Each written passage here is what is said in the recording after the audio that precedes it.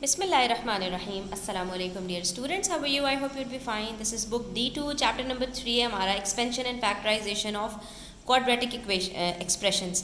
ठीक है, तो quadratic expression हमें पता है कि वो इस फॉर्म में होती है ax square plus b x plus c is equals to zero. वो हमारे पास इक्वेशन होती है जहाँ पर हम इसको इज इक्वल्स टू ज़ीरो कर देते हैं। अगर हम इज इक्वल्स टू ज़ीरो ना करें, सिर्फ हम इसको सॉल्व करें a x square plus b x plus c को, तो ये हमारे पास बन जाती है क्वाड्रेटिक इक्वेशन। ठीक है, अब एक्सपेंशन का क्या मतलब है और फैक्टराइजेशन का क्या मतलब है, तो ये आप अच्छी तरह से समझ लो। एक्सपेंशन कहते हैं मल्टीप्लाई करने को, यानी आपके पास दो टर्म्स होंगी, ठीक है, या तीन टर्म्स होंगी और उसको आपने मल्टीप्लाई करना होगा। जैसा कि आज हम करने वाले हैं क्वेश्चन नंबर 2।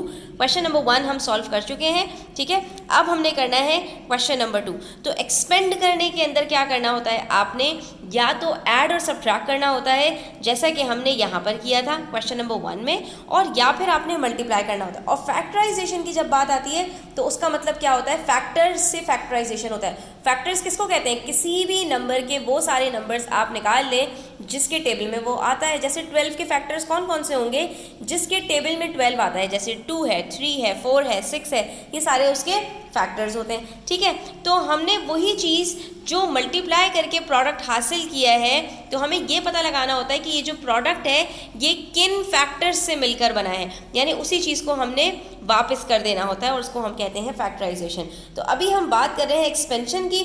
आज क्वेश्चन नंबर 2 सॉल्व करेंगे। इसके अंदर आप देख सकते हैं कि हमारे पास दो टर्म्स हैं और हमें उनको आपस में मल्टीप्लाई करना है। मल्टीप्लाई करना बहुत ही आसान है। स्टार्ट करते हैं अपने लेसन को, वीडियो एंड तक देखिएगा, स्किप मत कीजिएगा। 2-3 चीज़ें आपने याद रखनी है और ये क्वेश्चन आपसे बड़ी आसानी से सॉल्व हो जाएगा। तो यहाँ पर स्टूडेंट्स आप देख सकते हो कि मेरे पास एक नंबर है 12 और एक वेरिएबल है 5x। ठीक है, तो जब भी आपके पास इस तरह से हो कि आपके पास कुछ नंबर्स लिखे हुए नज़र आ रहे हो, कुछ वेरिएबल्स नज़र आ रहे हो, तो आपने सिंपली यही करना है कि नंबर्स को कोफिशिएंट के साथ मल्टीप्लाई करना है और वेरिएबल को वेरिएबल से मल्टीप्लाई करना है। इसके अलावा आपने कुछ भी नहीं करना है। अब आपको पता है 12 5 क्या होते हैं, 12 5 60।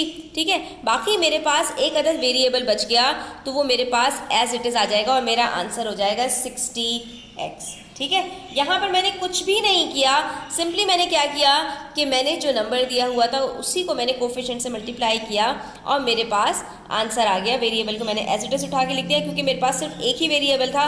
अगर दूसरा वेरिएबल होगा तो हम क्या करेंगे, ये आप पार्ट बी में देख लीजिए। यहाँ पर है मेरे पास x मल्टीप्लाई बाय 6x। अच्छा, यहाँ पर कंफ्यूज मत होइएगा, x जो आपने बनाना है वो स्मॉल x की तरह बनाना है और ये जो आपने ये वाला x बनाना है, सॉरी मल्टीप्लाई का जो साइन है वो आपने बिल्कुल स्ट्रेट लाइंस बनानी है डायगोनल, और जो x आपने बनाना है वो स्मॉल x की तरह बनाना है। ठीक है, तो अब यहाँ पर हमारे पास है x मल्टीप्लाई बाय 6x।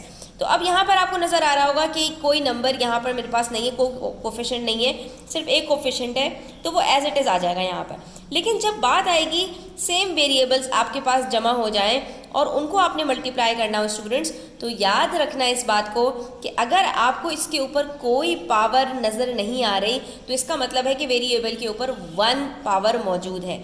और जब भी हम वेरिएबल को सेम वेरिएबल से मल्टीप्लाई करते हैं तो उसमें हमें सिर्फ इतना करना होता है कि इनकी जो पावर्स होती हैं वो आपस में ऐड हो जाती हैं। तो यहाँ पर दोनों की पावर्स 1 ईच हैं, तो हमारे पास आंसर क्या आ जाएगा, x raise to power 1 + 1 is equals to x raise to power 2।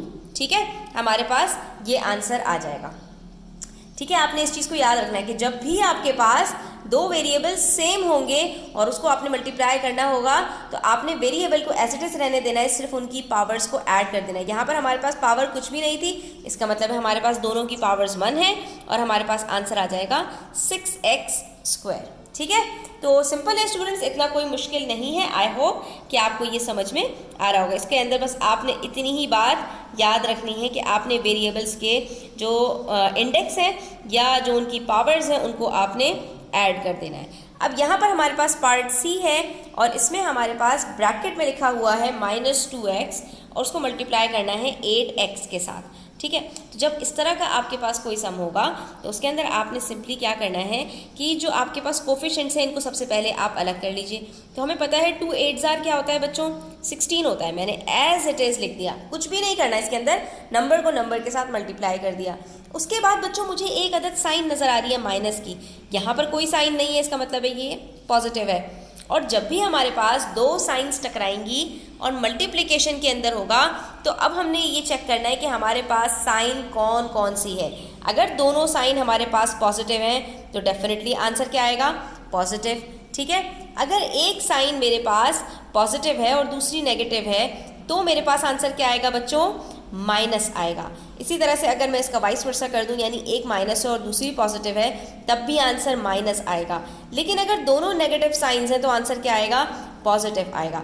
यानी अगर सेम साइंस हैं तो आंसर पॉजिटिव आएगा, अगर हमारे पास अलग अलग साइंस हैं तो आंसर नेगेटिव आएगा। इसको आपने याद किस तरह से रखना है बच्चों, एक कौल है हज़रत अली रज़ी अल्लाह तआला अन्हु का कि दोस्त का दोस्त हमेशा दोस्त होता है और दुश्मन का दुश्मन वो भी आपका दोस्त होता है। ठीक है, लेकिन दोस्त का जो दुश्मन है वो आपका भी दुश्मन होता है और जो दुश्मन का दोस्त होता है बच्चों वो आपका भी दुश्मन होता है। ठीक है, पॉजिटिव साइन को आपने दोस्त से और नेगेटिव साइन को आपने दुश्मन से याद रखना है। तो इस तरह से आपको ये साइंस याद रखनी है। बस इतनी सी बात आपने याद रखनी है कि अगर साइंस सेम है तो आपका आंसर पॉजिटिव आएगा और अगर साइंस आपकी अलग अलग हैं तो आपका आंसर नेगेटिव होगा।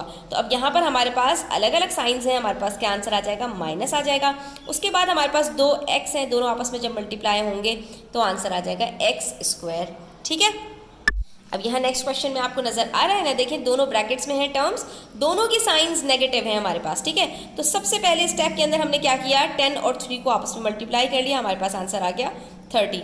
अब ये जो नेगेटिव और नेगेटिव साइंस हैं ये क्या हो जाएंगे बच्चों, पॉजिटिव हो जाएंगे। पॉजिटिव साइन लगाने की ज़रूरत नहीं है। x को x से मल्टीप्लाई करेंगे तो 1 1 पावर दोनों के पास है, हमारे पास आंसर आ जाएगा x²। तो ये हमारा यहाँ पर क्वेश्चन कंप्लीट हो गया और आई होप कि आपको स्टूडेंट्स ये समझ में आ गया होगा। अब ये तो हमने बात कर ली है कि एक टर्म हो एल्जेब्रिक टर्म, उसको दूसरी टर्म के साथ किस तरह मल्टीप्लाई करते हैं जब हमारे पास वेरिएबल्स सेम हों। ठीक है, अगर यही बात हमारे पास आ जाए कि अगर हमें एक टर्म को एल्जेब्रिक एक्सप्रेशन के साथ मल्टीप्लाई करना हो तो हम क्या करेंगे, जैसा कि हमारे पास क्वेश्चन नंबर 3 में है, तो ये हम देखने के लिए नेक्स्ट वीडियो की तरफ जाएंगे। तो आपने क्या करना है, आप जो है चैनल सब्सक्राइब कर लीजिए, वीडियो अच्छी लगी हो तो लाइक कीजिएगा और बेल आइकन प्रेस कर दीजिए ताकि नेक्स्ट वीडियो तक आप जब भी वो अपलोड हो आपके पास उसका नोटिफिकेशन आ जाए। ठीक है, thanks for watching the video till the end, please do share it with your friends. Take care, अल्लाह हाफिज़।